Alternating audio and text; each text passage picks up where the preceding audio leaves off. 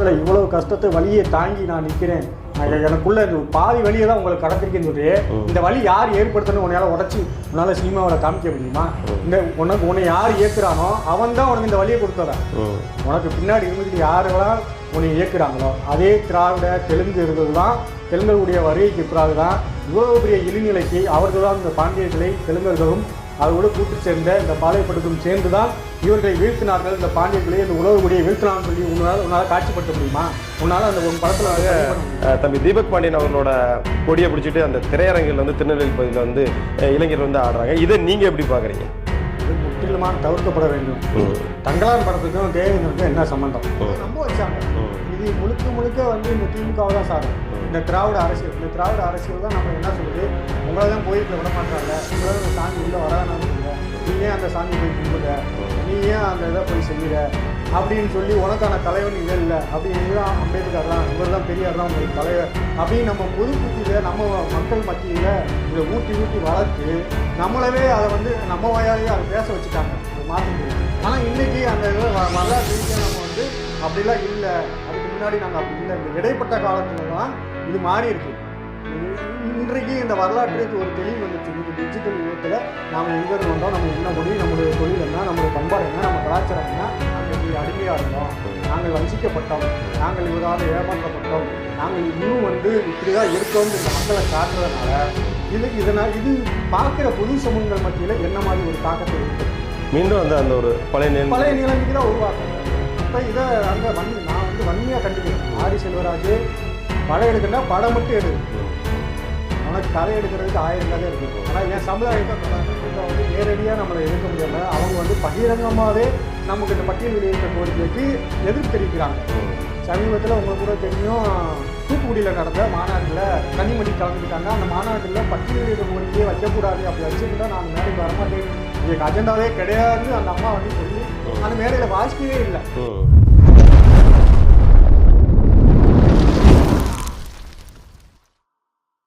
என்னோட கருத்து இந்த சமூகத்துக்கு பயனுள்ளதாக இருக்குன்னு நினைக்கிறவங்க மட்டும் இந்த மூவேந்தர் மீடியாவை சப்ஸ்கிரைபிள் பண்ணிவிட்டு பெல் ஐக்கனை ஆள் கொடுத்து ஃபாலோ பண்ணிக்கோங்க.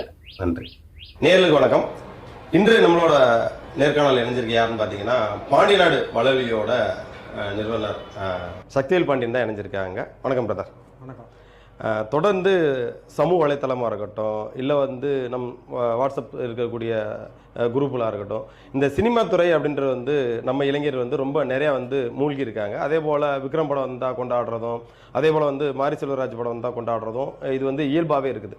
இப்போ ரீசெண்டாக வந்து பார்த்தீங்கன்னா தொடர்ந்து இந்த தேவேந்திர குல வேளாளர் சமூகம் பட்டியல் வெளியிட்ட கோரிக்கையை நோக்கி பயணிச்சுட்டு இருக்கும்போது தேவேந்திர குல வேளாளர் சமூகத்தை மீண்டும் வந்து ஒரு தலித்திய பாதையில் கொண்டு வர விதமாக வந்து அவரோட படங்கள்லாம் இருக்குது. அதாவது வந்து பார்த்தீங்கன்னா இப்போ பரியரும் பெருமாள் வந்து பார்த்தீங்கன்னா திடீர்னு அவர் மேலே வந்து யூரின் பாஸ் பண்ணுற மாதிரியான ஒரு சீன் வைக்கிறது. அதே போல் கரண் படத்தில் வந்து இந்த சமூகத்துக்கு தொடர்பே இல்லாமல் அந்த மீனை வந்து வெட்டுற மாதிரி வைக்கிறது. இப்போ ரீசெண்டாக நான் மாரி செல்வராஜ் எடுத்த படம் கூட வந்து பார்த்தீங்கன்னா இந்த ஒரு பன்றி வளர்ப்பது போன்ற ஒரு காட்சியெல்லாம் கொண்டு வராங்க.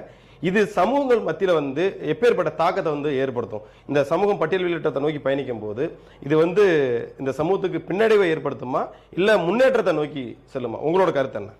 100% பின்னாடி தான் இழுத்து விடுது. ஆரி செல்வராஜ் வந்து ஒரு தனி மனிதனாக நம்ம பார்க்கப்பட்டாலும் அவர் வந்து ஒரு திரைத்துறையில் இன்னைக்கு வந்து தவிர்க்க முடியாத ஒரு இயக்குனராக இருக்காரு. அதுக்கு நம்ம வாழ்த்துக்களை தெரிவிச்சுக்கிறோம்.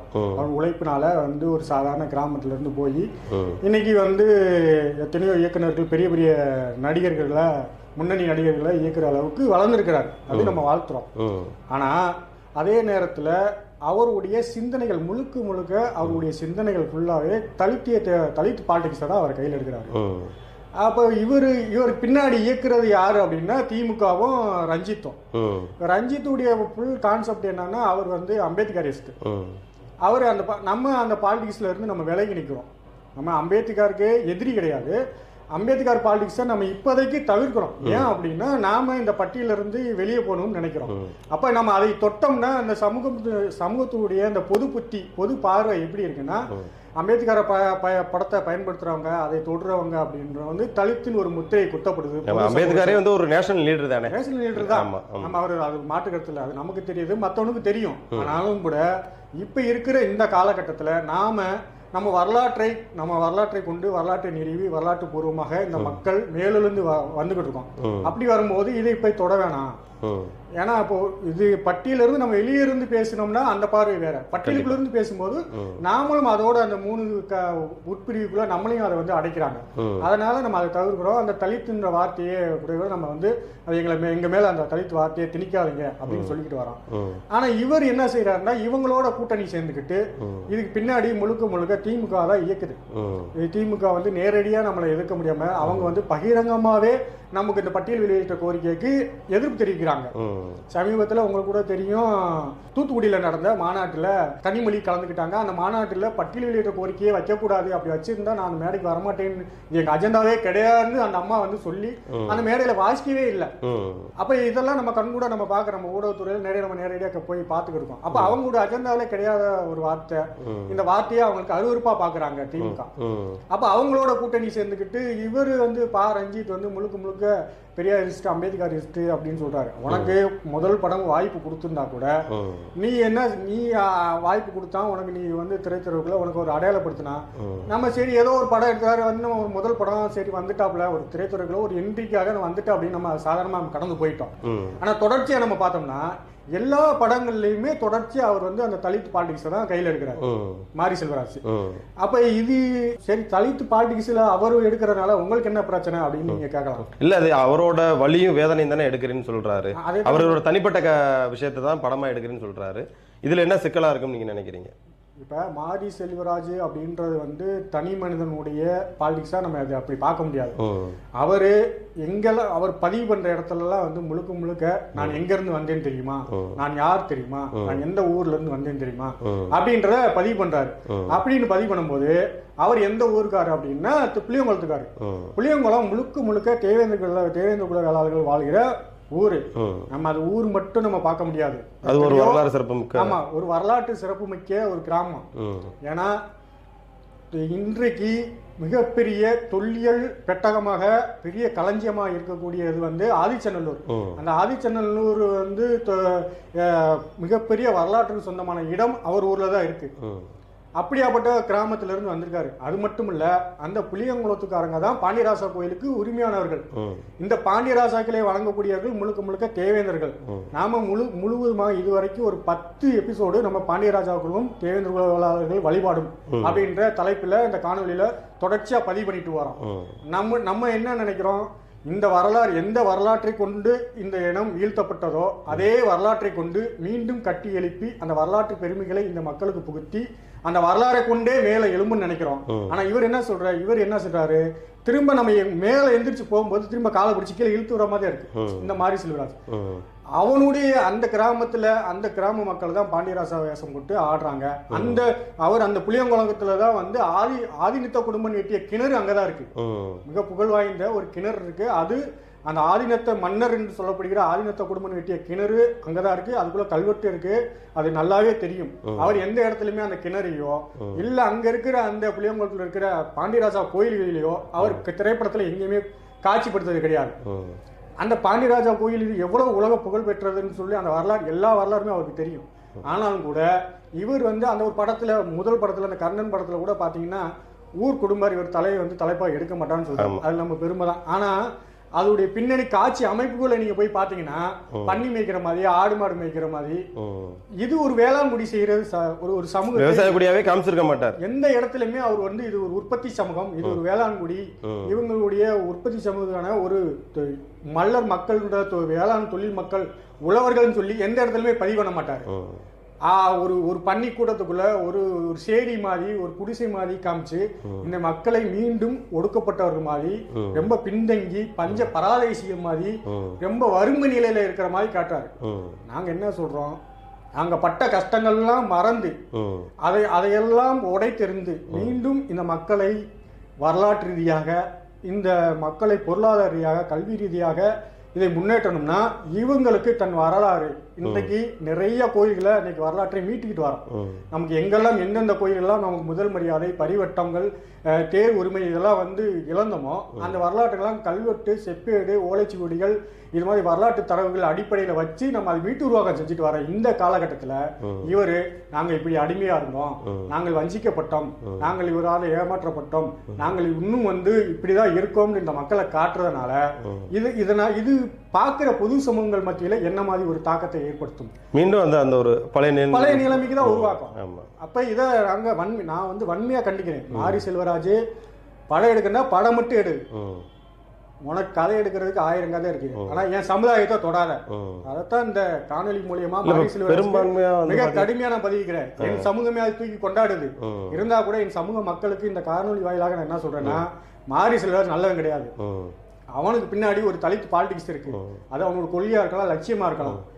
வேலை என்னவோ அதை மட்டும் பார்த்துட்டு போ. தொடர்ந்து என் சமுதாயத்தை வந்து அங்க ஒரு குறியீடா காமிக்கிறது, இந்த குறியீடை காமிச்சு அந்த குறியீடோட வந்து தலித்தியத்தோட பொருத்தி காமிச்சு திரும்ப எங்களை கீழே இழுத்து வர இந்த வேலையெல்லாம் வச்சுக்கிறாரு. இப்போ அந்த வாழை படத்தோட வந்து பார்த்தீங்கன்னா அந்த அம்பேத்கர் சிம்பிள் வந்து ட்ரெய்லரோட அந்த சீன் வந்து இருந்தது. அதாவது கடந்து போன வாழ்க்கையில வந்து மீண்டும் வந்து பிற சமூகங்களுக்கு, அதாவது இப்போ இருக்கக்கூடிய இளைய தலைமுறைகளுக்கு வந்து இந்த சமூகம் முன்ன வந்து எப்படி அந்த ஒடுக்குமுறை இருந்துச்சா என்னன்றது இல்லாமல் இருக்கும். அது நினைவூட்டு விதமாகவே வந்து தொடர்ந்து இந்த சமூகத்தை பின்னோக்கி பார்வைக்கூடிய சூழல் வந்து தொடர்ந்து மாரி செல்வராஜ் வந்து திரையுறையில் வந்து காமிச்சு. ஏன்னா இன்னைக்கு வந்து அதாவது இன்னைக்கு ஒரு ஊடகமாக இருக்கட்டும், ஒரு திரையா இருக்கு, திரையில தான் வந்து பார்த்தீங்கன்னா மக்களிடம் வந்து ஈஸியாக போய் சென்றடையக்கூடிய ஒரு சூழலாக இருக்குது. ஆனால் இதையும் வந்து தேவேந்திர வேலாசமம் இப்போ ரீசெண்டாக பாருங்கள், இந்த தங்கலான் படம் வந்தது, அதுக்கடுத்த தமிழர்களோட வாழ்வியல் சம்பந்தமான கதை அப்படிங்கிறாங்க. அதில் ஒரு சில சீனெல்லாம் பார்க்கும்போது நமக்கே கொஞ்சம் அருவருப்பாக கொச்சையாக சில பேசக்கூடிய விஷயங்கள் இருக்குது. முந்தைய காலங்களில் பேசியிருந்தாலும் இன்றைய உள்ள காலகட்டங்களுக்கு தேவையா அப்படின்ற மாதிரி இருக்குது. அந்த சீனையும் வந்து நிறைய இளைஞர்கள் வந்து தியேட்டரில் வந்து, அதுவும் குறிப்பாக தம்பி தீபக் பாண்டியன் அவர்களோட கொடியை பிடிச்சிட்டு அந்த திரையரங்கில் வந்து திருநெல்வேலி பகுதியில் வந்து இளைஞர்கள் வந்து ஆடுறாங்க. இதை நீங்கள் எப்படி பார்க்குறீங்க? இது முற்றிலுமாக தவிர்க்கப்பட வேண்டும். தங்கலான் படத்துக்கும் தேவேந்திரனுக்கும் என்ன சம்பந்தம்? அது முழுக்க முழுக்க பறையர்களுடைய வாழ்வியலை பற்றியான ஒரு படம். ஆனால் அவர் சொல்றாரு அப்படியெல்லாம் கிடையாதுன்றாரு. தங்கலான் பறையர்கள்னு சொல்லி ஒரு இனக்குழு இருக்கு. அவங்க தான் வந்து அதுல சுரங்கத்துல கை தேர்ந்தவங்களா இருக்காங்க. அவங்க தனித்துவமா இருக்காங்க.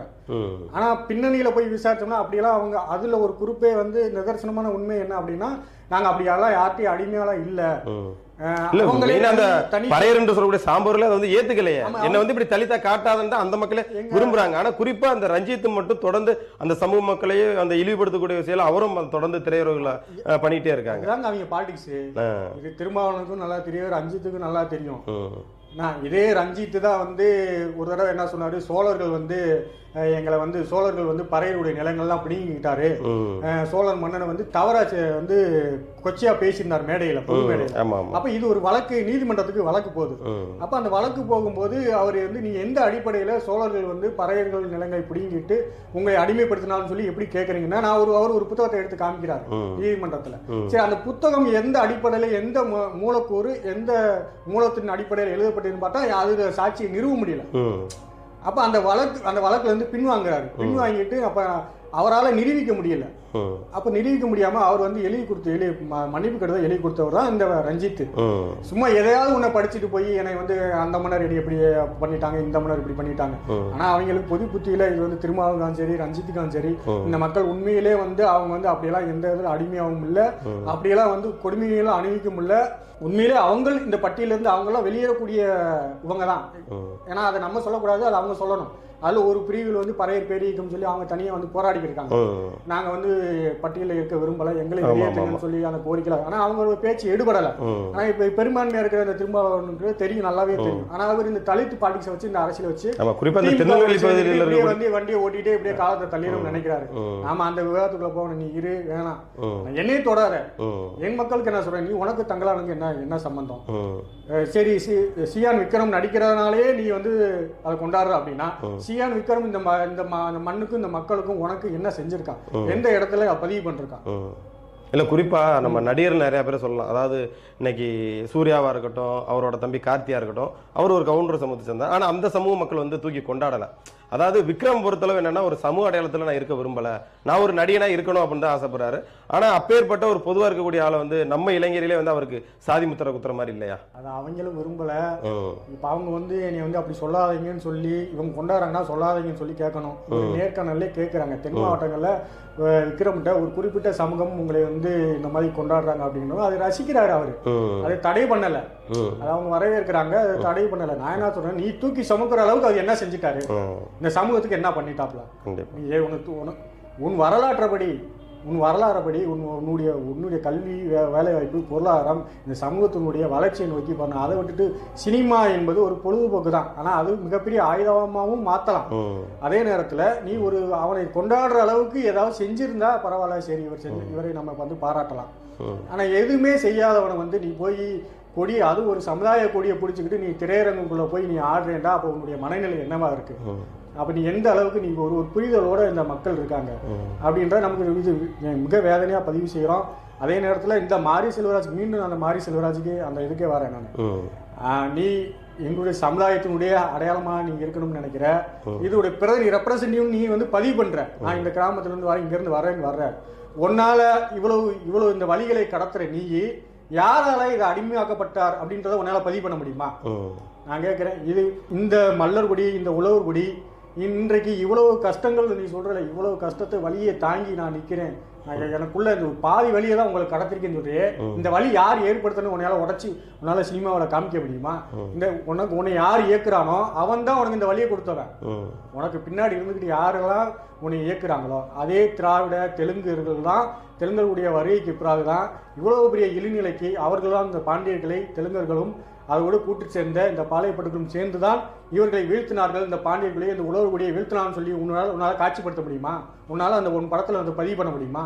அதை விட்டுட்டு நான் வழியை கடத்தினா வழியை கடத்துவதன் மூலமாக இந்த மக்கள் அடுத்த நிலைக்கு உன்னால எடுத்துட்டு போக முடியுமா? மீண்டும் அது கீழே ஒரு பொது சமூகம் நம்மளை இழிவு நிலையை பார்க்கிற ஒரு மனநிலை தான் நீ தள்ளி விடுற.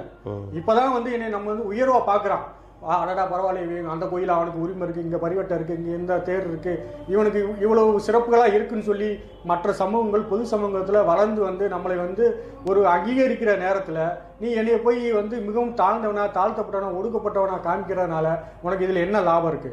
அப்ப நீ படம் எடுக்கிறாந்தா படம் மட்டும் எடு, என் சமூகத்தை தொடாத. நீ உனக்கு தெரியலன்னா என் காணொலியை போய் பாரு.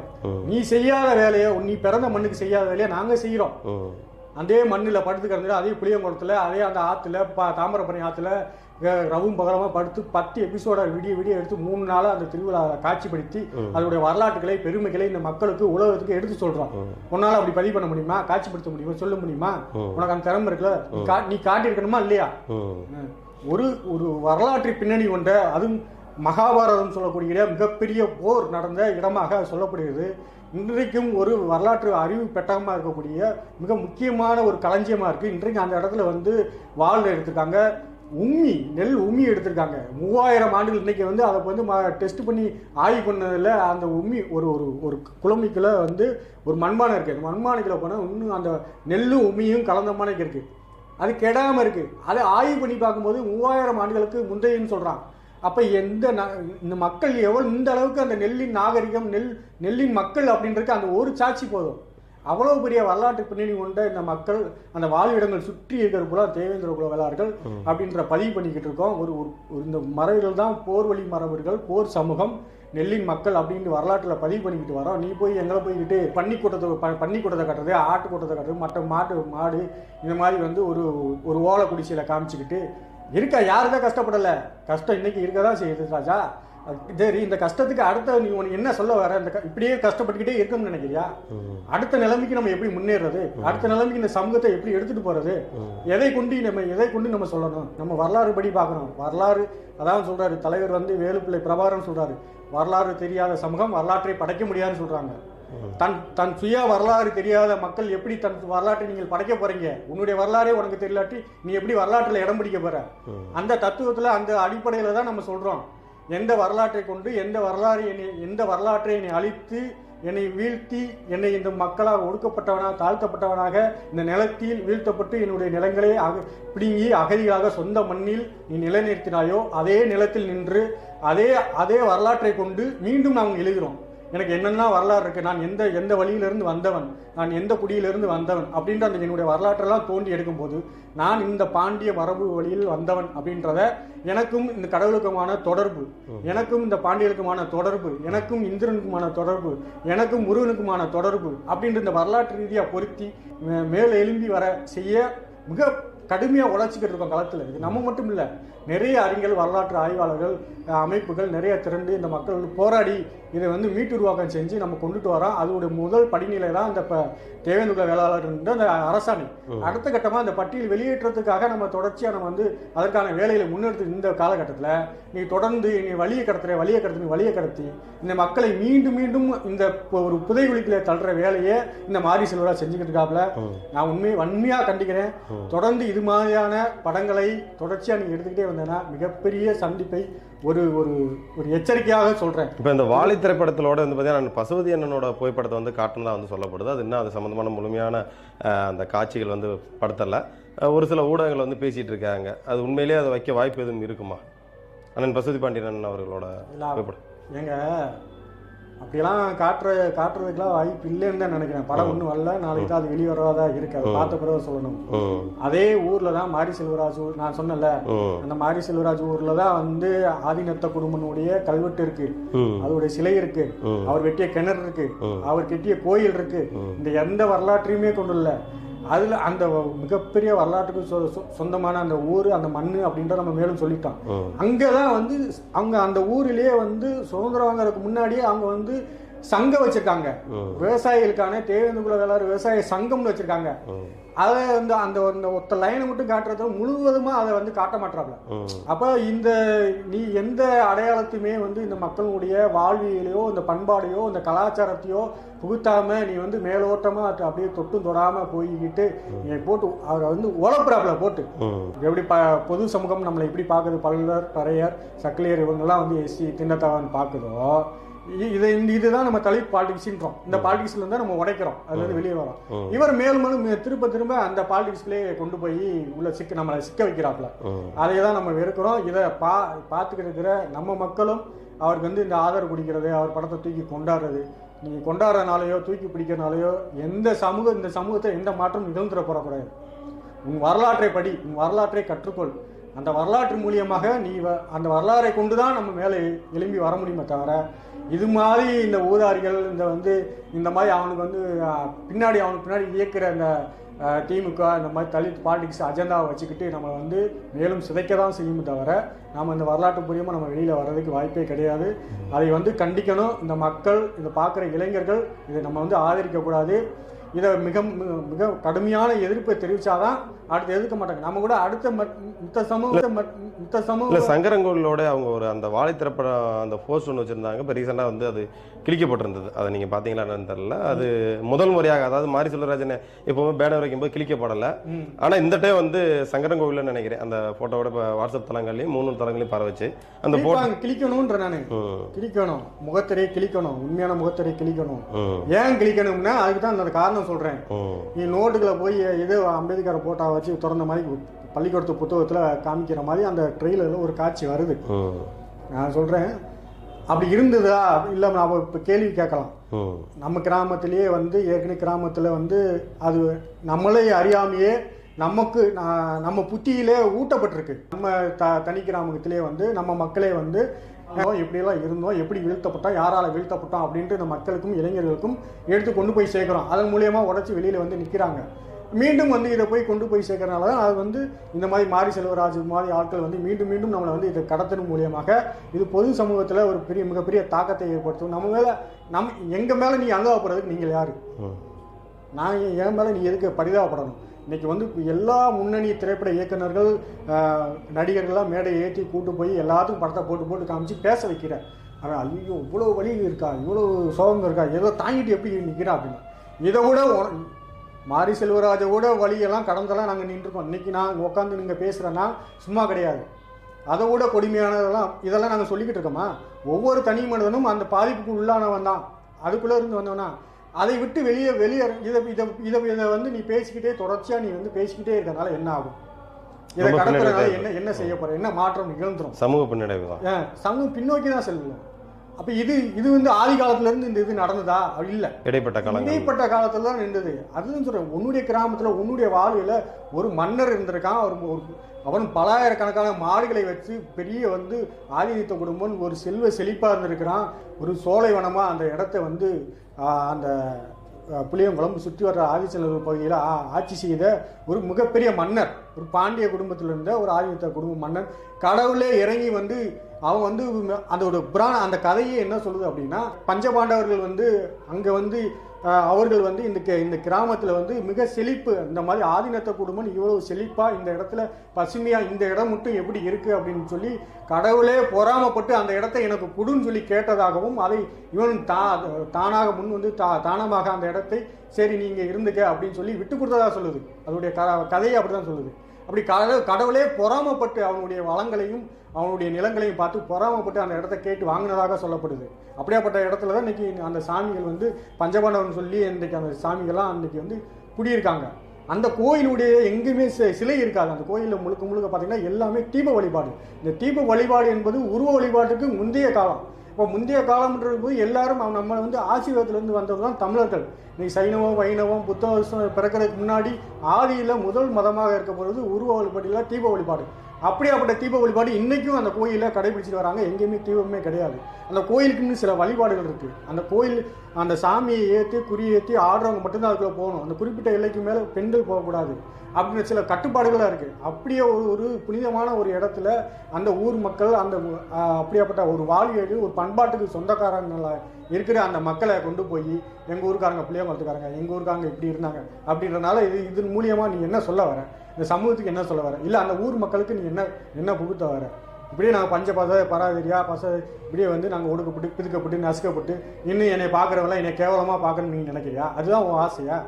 தொடர்ந்து அந்த மாதிரியான சூழல் தான் ஏற்படுது. இனிமேலாவது மாரி செல்வராஜ் வந்து இந்த சமூக மக்களோட உணர்வை புரிஞ்சுக்கணும் நம்ம நினைக்கிறோம்.